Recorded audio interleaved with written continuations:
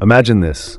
You're standing at the edge of a cliff, the wind whipping your face as it carries the scent of salt from the sea below. In one hand, you hold a heavy stone, its jagged edges digging into your palm, and in the other, an invitation to let go. Letting go would mean releasing not just the stone, but also the weight you've been carrying inside for years. It could be grief, failure, betrayal, or shame. Whatever it is, it's become part of who you are now, as familiar as your own heartbeat. But here's the paradox. Letting go might feel like freedom, yet it also terrifies you because without that burden, who are you? Without suffering, what remains? Suffering has always been humanity's shadowy companion, a constant presence lurking behind every joy, every triumph, every fleeting moment of peace. And yet how often do we stop to ask why it exists? Why does life demand so much pain? Is it merely a cruel joke played by indifferent gods, or is there something more profound hidden within its depths? What if suffering isn't your enemy after all, but rather a teacher, one whose lessons can only be learned through fire and ash? Think about the last time you suffered deeply. Was it heartbreak when the person you loved walked away, leaving an emptiness no words could fill? Or perhaps it was failure, when you poured everything you had into something only to watch it crumble before your eyes. Maybe it was loss, the kind that leaves you questioning whether the universe itself cares about justice or fairness. These moments cut deep, don't they? They strip away pretense and leave you raw, exposed, vulnerable. And yet, isn't it strange how these same experiences also shape us most profoundly? Isn't it ironic that the things which hurt us the most tend to define us the most completely? Why is that? Why must transformation come wrapped in thorns? Why can't growth happen gently, softly, without breaking us first? Ask yourself, would you trade your hardest moments for a life untouched by pain? If you could erase them entirely, would you still recognize yourself in the mirror afterward? Would you even want to? The philosopher Friedrich Nietzsche once wrote, "What does not kill me makes me stronger." On the surface, it sounds like a simple platitude, the kind of phrase people toss around during motivational speeches or tattoo on their forearms. But dig deeper, and you'll find a radical challenge embedded in those words. A challenge to rethink everything you believe about suffering. Nietzsche wasn't offering comfort. He was issuing a call to arms. He was saying, stop running from pain. Stop trying to numb it with distractions or bury it under false smiles. Instead, embrace it, wrestle with it, turn it into fuel for becoming more than you ever thought possible. But here's the catch. Embracing suffering doesn't mean glorifying it or seeking it out unnecessarily. It means understanding its purpose, not as punishment, but as potential. It means asking yourself, what is my suffering teaching me? How is it shaping me? Am I resisting it, or am I allowing it to transform me? And yet, how do you begin such a journey? How do you take something so inherently painful and turn it into power? More importantly, why should you? After all, wouldn't it be easier to simply avoid suffering altogether? To live a safe, comfortable, predictable life where nothing ever challenges you? Sure, it might seem appealing at first glance, but consider this. A life devoid of struggle is also a life devoid of meaning. Without resistance, there is no growth. Without darkness, there is no light. Without chaos, there is no creation. So here lies the great question, the one that haunts philosophers, mystics, and ordinary humans alike. Can suffering be redeemed? Can it be transformed from a curse into a gift? Or is it destined to remain a senseless void, swallowing us whole unless we find a way to escape it? Before we dive further into these waters, pause for a moment. Sit with the discomfort of these questions. Feel their weight pressing against your chest. Because ahead lies a path few dare to tread, a path where suffering becomes not just bearable, but beautiful. Are you ready to walk it? Now, let's peel back the layers of this invisible force that keeps us trapped in cycles of resistance and despair. Why do we recoil from suffering as though it were poison? Why does it feel so unnatural to embrace something that has shaped human existence since time immemorial? To answer these questions, we must dig into the tangled roots of our psyche, those ancient, shadowy corners where fear, denial, and conditioning reside. From the moment you were born, society began whispering lies into your ears. You deserve happiness, it said. Life should be easy. Pain is abnormal. These messages seeped into your consciousness through fairy tales with happy endings, advertisements promising instant gratification, and self-help books peddling quick fixes for life's deepest wounds. Slowly but surely, they rewired your brain to see suffering not as a natural part of existence, but as a glitch, a mistake to be corrected, erased, or medicated away. But what if the problem isn't suffering itself, but the way we've been taught to interpret it? What if the real culprit is this relentless cultural conditioning that tells us pain is inherently bad, weakness is shameful, and vulnerability is failure? Consider Carl Jung's insight: what you resist persists. By denying suffering, by pushing it aside or numbing ourselves against it, we don't eliminate it, we amplify it. We turn it into a monster lurking beneath our beds, growing larger and more menacing with every attempt to ignore it. This brings us to Nietzsche, whose philosophy offers a stark contrast to the modern obsession with comfort and ease. For Nietzsche, suffering wasn't an anomaly, it was the very fabric of life. He understood that existence itself is chaotic, unpredictable, and often cruel. And yet, he saw within this chaos an extraordinary opportunity. Suffering, he argued, strips away illusions. It forces us to confront truths we'd rather avoid, about ourselves, about others, about the world. It is in these moments of raw exposure that we discover who we truly are and who we might become. But why does this process feel so unbearable? Why does it provoke such visceral resistance? The answer lies deep within the human mind, wired over millennia for survival. Evolutionary psychology teaches us that pain, whether physical or emotional, is designed to protect us. It signals danger, prompting us to flee or fight. But here's the catch. While this mechanism works beautifully when faced with immediate threats like predators or fire, it fails miserably when applied to abstract challenges like grief, rejection, or existential dread. Your brain can't distinguish between a saber-toothed tiger and the sting of betrayal. Both trigger the same primal response: fear, avoidance, escape. And so we run. We distract ourselves with work, entertainment, relationships, anything to avoid sitting quietly with our pain.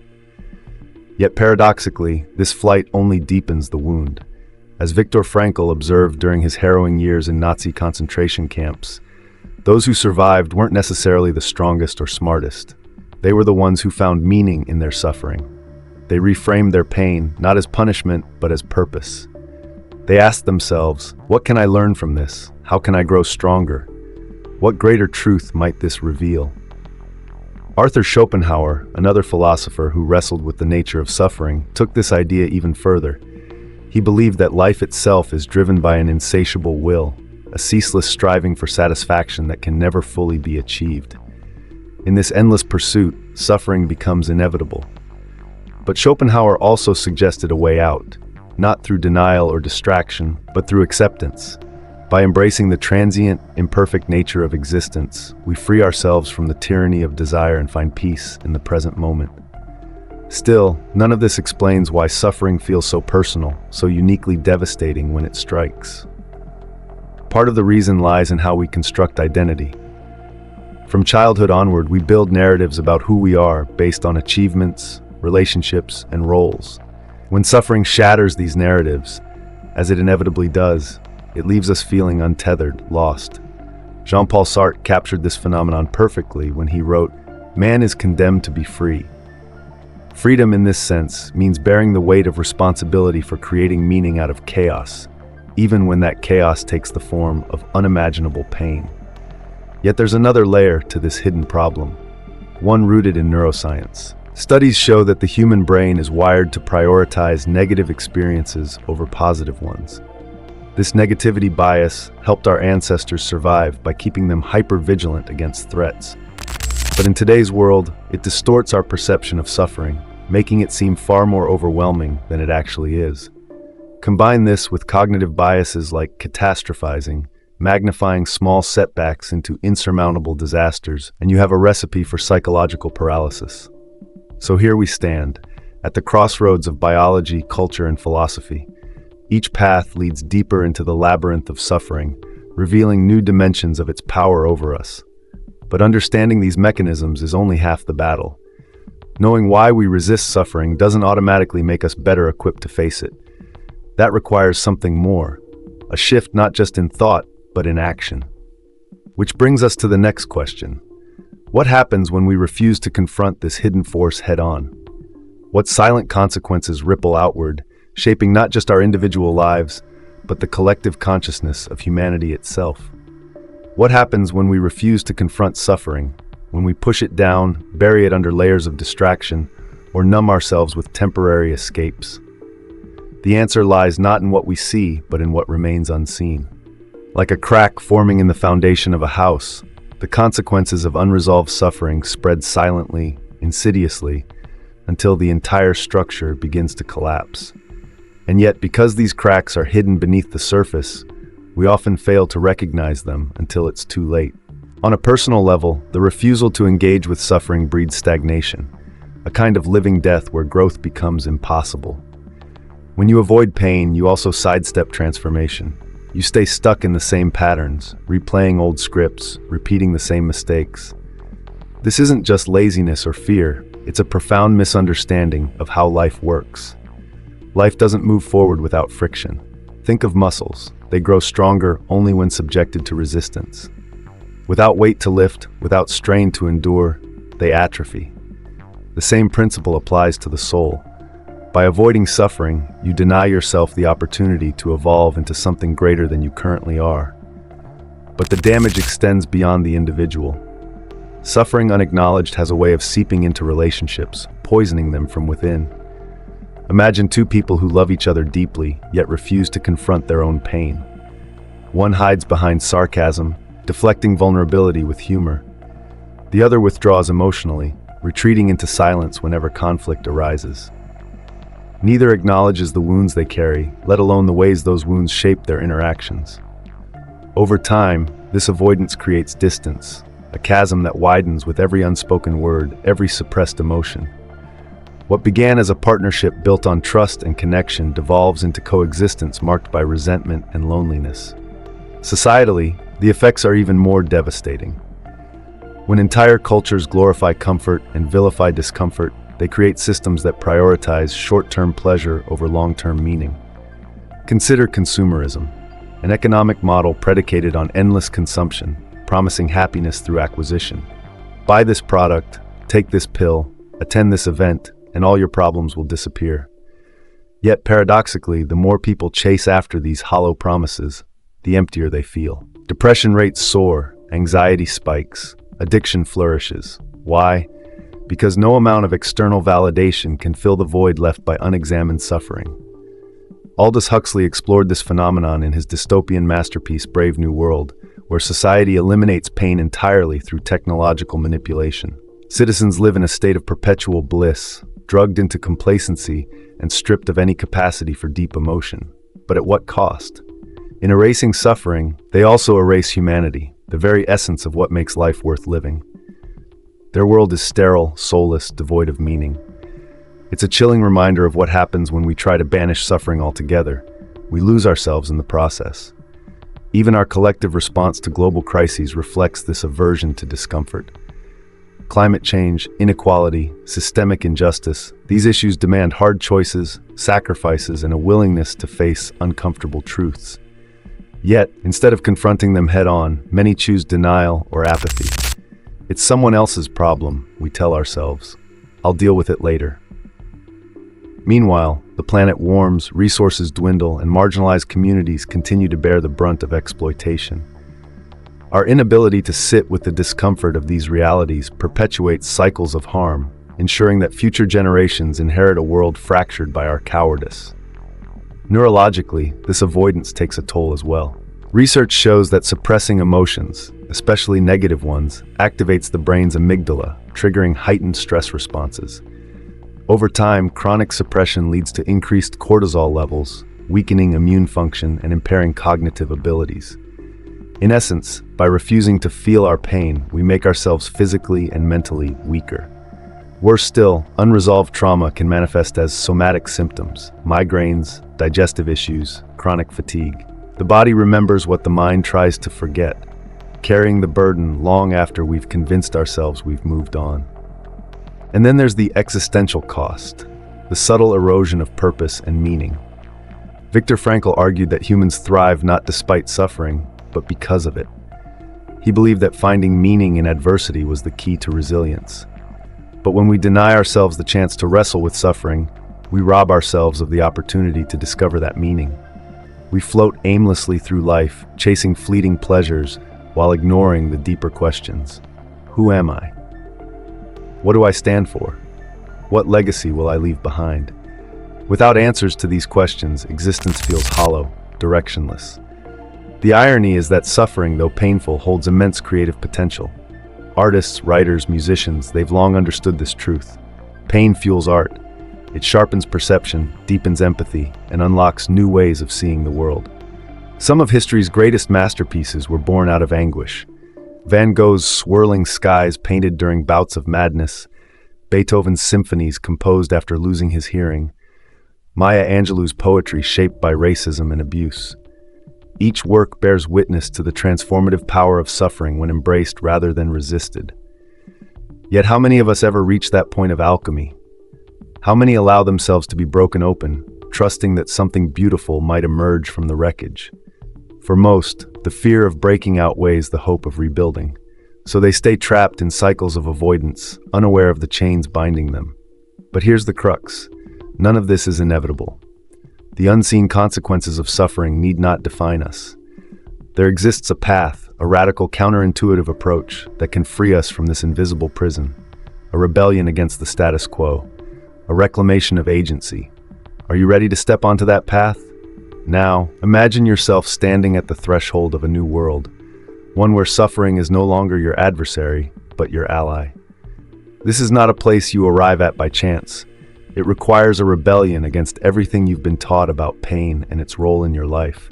It demands that you stop running, stop hiding, and instead turn to face the storm head-on. To do this, you must adopt a radical shift in perspective, a mindset so counterintuitive that it feels like stepping off a cliff into the unknown. But trust me, the fall will teach you how to fly. The first step is simple yet terrifying: acceptance. Not resignation, not defeat, but a conscious decision to acknowledge suffering as an inherent part of existence. Nietzsche called this amor fati, or love of fate. He urged us to embrace every moment, both joyous and painful, as essential threads in the tapestry of our lives. My formula for greatness in a human being, he wrote, is amor fati, that one wants nothing to be different, not forward, not backward, not in all eternity. At first glance, this seems impossible. How can you love betrayal, illness, loss? You don't have to love the event itself, but rather the opportunity it presents, to grow, to learn, to transcend. Acceptance doesn't mean condoning suffering.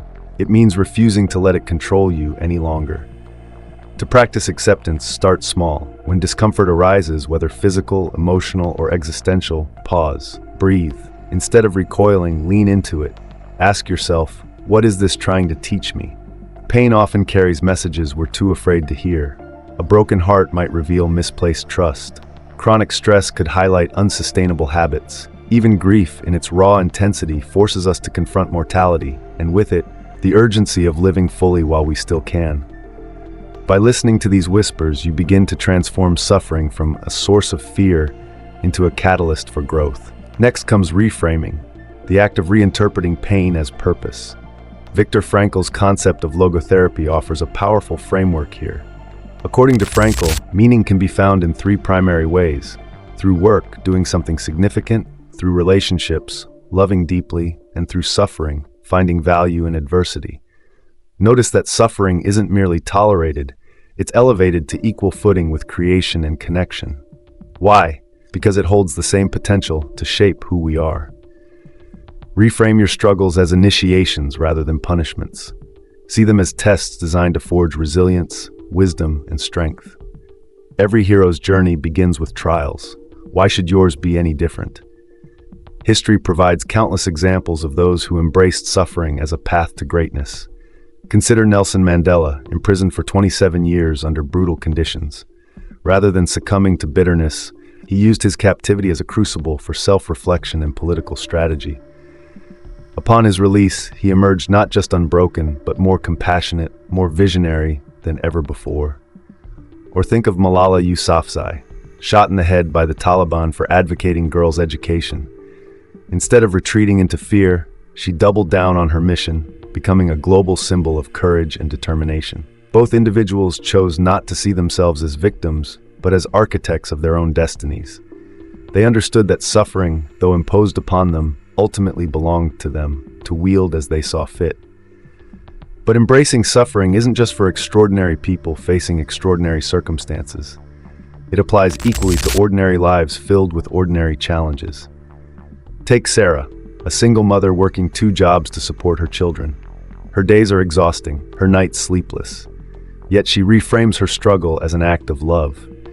Each sacrifice becomes a testament to her commitment, each hardship a brick in the foundation of a better future for her family. Through this lens, even mundane suffering takes on profound significance.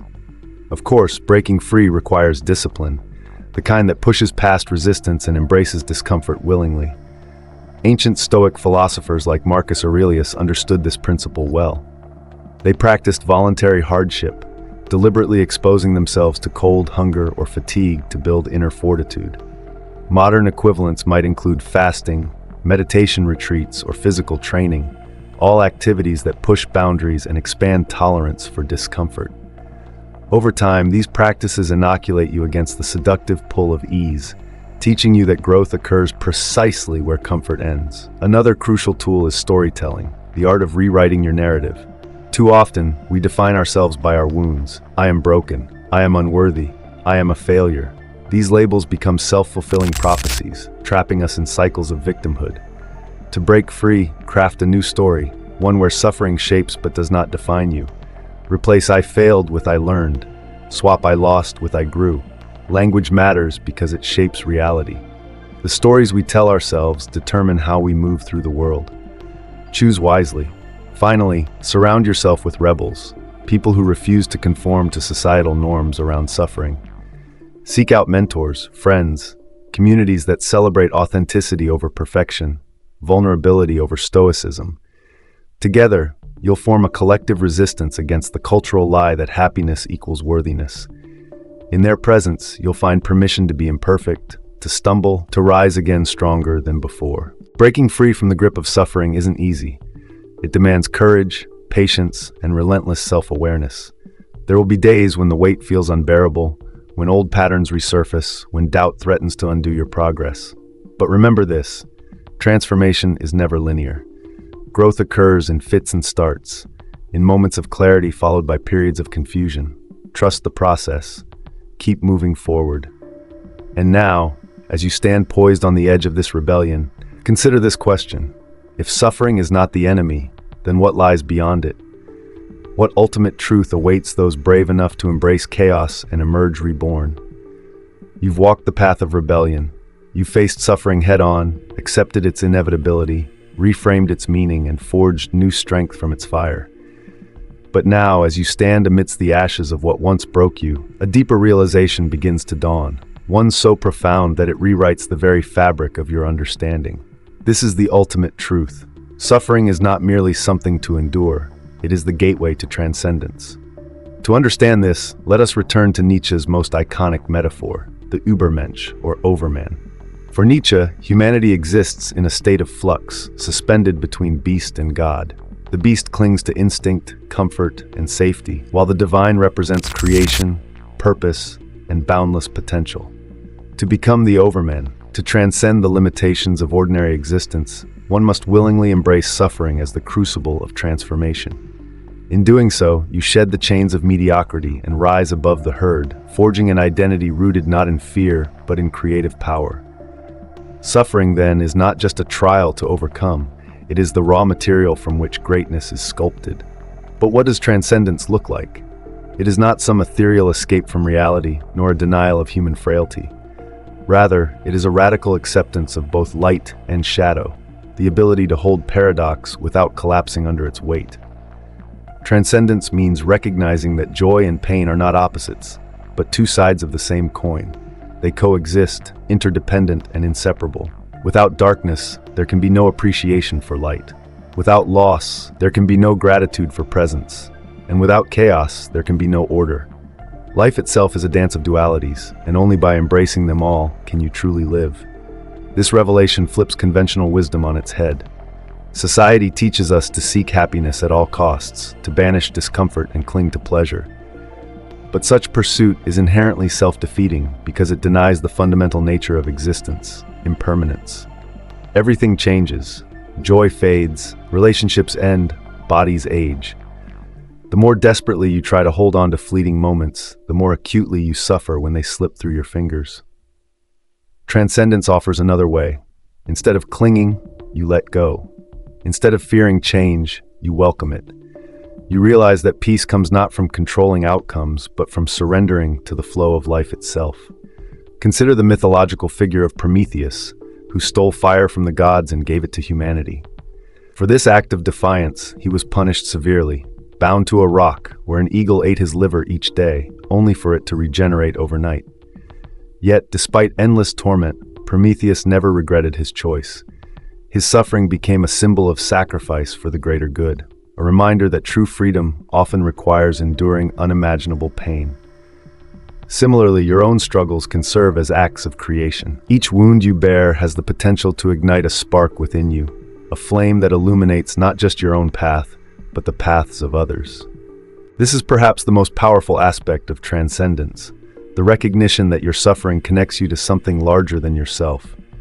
When you stop seeing pain as purely personal and begin viewing it as part of the collective human experience, it loses its isolating sting. Think about it. Every tear you cry has been cried before by countless souls throughout history. Every ache you feel echoes across time, linking you to ancestors who endured wars, famines, plagues, heartbreaks. Your suffering is not unique, but neither is your capacity to rise above it. By embracing your pain, you tap into a universal reservoir of resilience, drawing strength from the shared legacy of survival. And yet, transcendence does not erase suffering, it transforms it. It doesn't promise a life free of pain, but a life where pain becomes meaningful. Imagine standing once again at the edge of that cliff, holding that jagged stone. Only now, instead of feeling weighed down by it, you see it for what it truly is, a fragment of the earth itself, shaped by pressure and time. You recognize that the same forces that carved the stone also carved you. With this understanding, you toss the stone into the sea, not as an act of rejection, but as an offering. You release it with gratitude, knowing it has served its purpose. In this moment, you glimpse eternity. Not the eternity of heavens or afterlives, but the eternity of the present. Time dissolves, leaving only the infinite now. Here in this space, you are neither victim nor victor, neither broken nor whole. You simply are, fully alive, fully human, fully connected to the vast web of existence. So here lies the final paradox. The more deeply you embrace suffering, the less it defines you. The more you surrender to its lessons, the freer you become. Like a phoenix rising from the flames, you emerge not unscathed, but renewed, your scars transformed into wings. As you close this chapter of introspection, carry these words with you. Suffering is not your enemy, it is your teacher. Chaos is not your destroyer, it is your creator. Thank you for listening. And you, Don't forget to like are far and more than you subscribe ever to Inner imagined. Psyche, so you never Now miss step our forward, next deep not to dive escape into pain, the but to meet it with mysteries of open the mind arms. and soul. For in doing so, you will discover the greatest truth of all, that within the depths of suffering lies the seed of infinite possibility.